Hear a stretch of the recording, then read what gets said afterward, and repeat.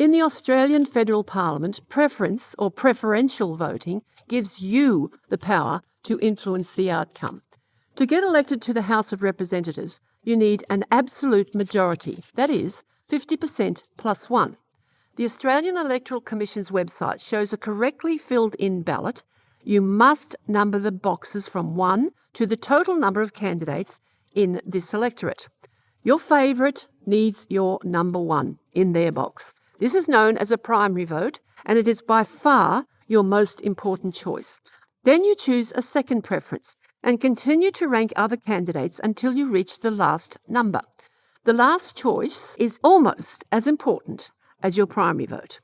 The person who you consider to be the worst possible choice must go last if you want to hinder their chances. This ranked voting extends your vote's influence. For example, in the 2010 election in the Denison electorate, the number 1 primary vote count showed no one reached an absolute majority.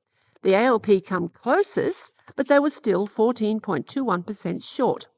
Second position went to another major party, the Liberals, closely followed by Andrew Wilkie, the Independent, then the Greens, with the Socialist Alliance last. The candidates with the lowest tally gets eliminated in subsequent counts until somebody gets a majority.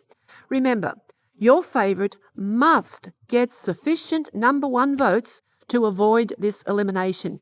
Tell your friends.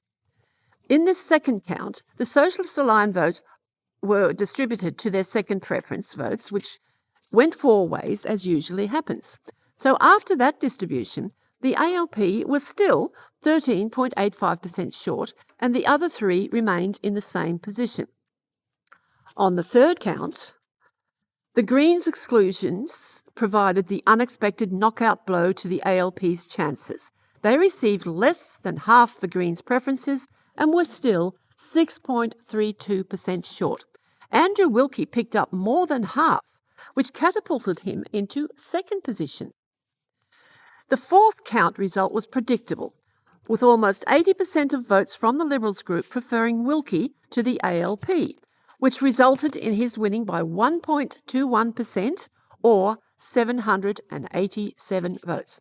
Remember, he started with a primary vote count of just 21.26%, enough to survive elimination, but then he picked up almost 30% from preferences, where the ALP was placed last. I repeat, your last preference is equally as important as your primary vote. Use your vote's power with preferences.